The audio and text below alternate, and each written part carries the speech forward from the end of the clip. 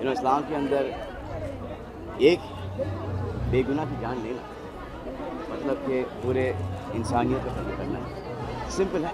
इस्लाम का मतलब पीस है। ये इस्लामिक तो है ही नहीं। ये जैसे ऐसे ही लोग हैं जो कि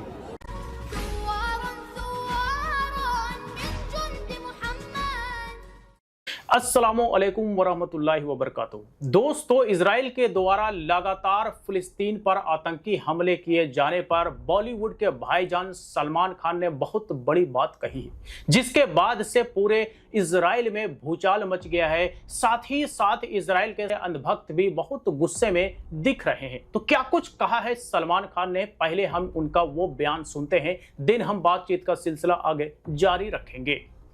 जी हाँ, ये बहुत ही डिस्गस्टिंग हुआ है। एंड इस्लाम के अंदर एक बेगुनाह की जान लेना मतलब कि पूरे इंसानियत का कत्ल करना है। सिंपल है। इस्लाम का मतलब पीस है। तो दिस इज़ जस्ट पीपल। ये इस्लामिक तो है ही नहीं। ये जैसे ऐसे ही लोग हैं जो कि अपने फ़ायदे के लिए ये सब घटिया ज़लील हरकतें कर रहे हैं। जी हाँ दोस्तों, तो ये आपने बॉलीवुड के भाईजान सलमान खान को इंसानियत पर जो कुरान के द्वारा कही गई बात है उसका यहाँ पर जिक्र किया। इस बारे में डॉक्टर जाकिर नायक साहब क्या फरमाते हैं, चलिए उनका स्पीच देखते हैं। कृष्ण गोपाल सिंह, पत्रकार। मैं विद्वान श्री नाइक साहब से ये जानना चाहूँगा कि आज के आतंकवाद पर इस्लाम का क्या नजरिया है।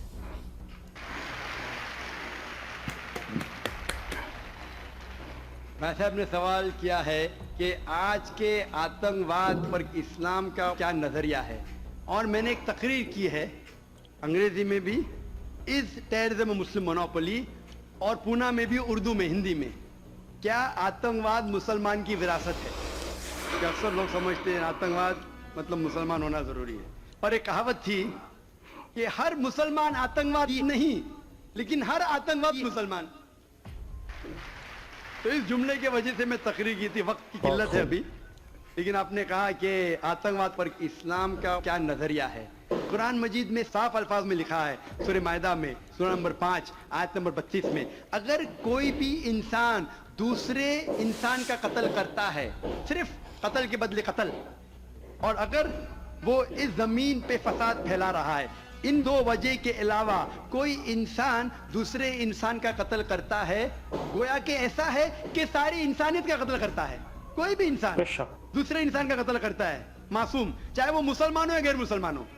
अगर कोई इंसान दूसरे इंसान का कत्ल करता है, चाहे मुसलमान हो या गैर मुसलमान हो, अगर मासूम इंसान का कत्ल करता है, तो कुरान की आयतें गोया कि वो सारी इंसानियत का कत्ल कर रहा है। और अगर वो एक मासूम इंसान की जान बचाता है, चाहे मुसलमान या गैर मुसलमान हो, गोया कि वो सारी इंसानियत की जान बचा रहा है। तो मुख्तसर सा ये जवाब है। अगर कोई मासूम लोग का कत्ल कर रहा है, इस्लाम में हराम है। मिसाल के तौर पे 9/11 3000 से ज्यादा लोग का कत्ल हुआ ट्विन टावर के अटैक में। जो लंदन बॉम्बिंग हुए 50 से ज्यादा लोग मरे। जो बॉम्बे के अंदर 10 बॉम्ब ब्लास्ट हुआ 180 से ज्यादा लोग मरे। मासूम इंसान का कत्ल करना हराम है।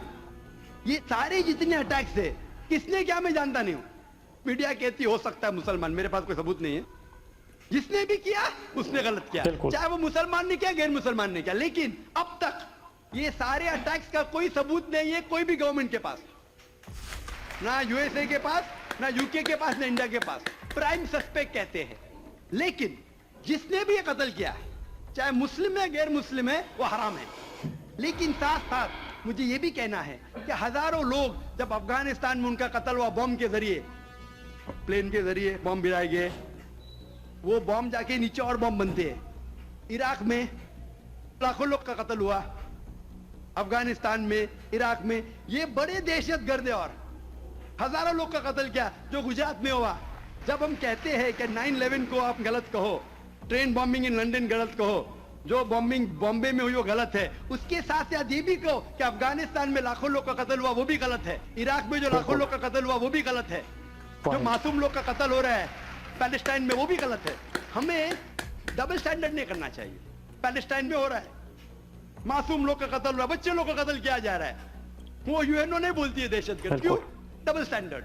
तो जो भी मासूम इंसान का कत्ल कर रहा है, चाहे वो मुसलमान या गैर मुसलमान हो, वो दोषी है और हराम है। इस्लाम इसकी सख्त मुखालिफत करता है।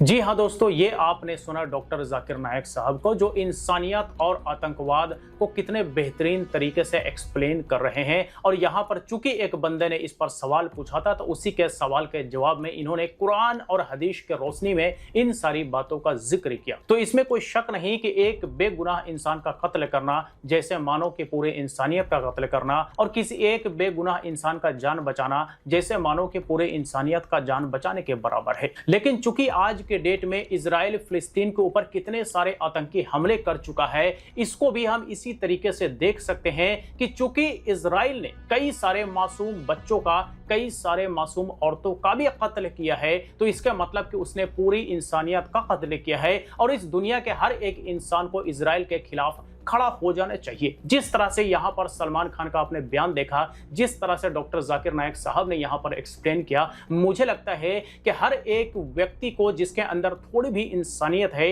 इजराइल के खिलाफ में आवाज बुलंद करने की जरूरत है और फिलिस्तीन के सपोर्ट में खड़े होने की जरूरत है। क्योंकि फिलिस्तीन में पिछले कुछ दिनों से लगातार कई हजार बच्चे और कई हजार औरतों का कत्ले आम इजराइल ने अपने आतंकी हमले में किया है। तो जाहिर सी बात है कि इजराइल ने पूरी इंसानियत का कत्ल करने का काम किया है, इजराइल ने पूरी इंसानियत पर हमला करने का काम किया है। और इसी के बारे में यहाँ पर डॉक्टर जाकिर नायक साहब कुरान की रोशनी में बेहतरीन तरीके से एक्सप्लेन कर रहे हैं। तो चलिए, आज तक के लिए इतना ही। इस पर आप अपनी राय हमें कमेंट बॉक्स में लिख करके दे सकते हैं। वीडियो अच्छा लगा हो तो लाइक करें, ज्यादा से ज्यादा लोग सब शेयर करें, और इसी तरह के वीडियोस के लिए हमारे यूट्यूब चैनल को भी सब्सक्राइब करें।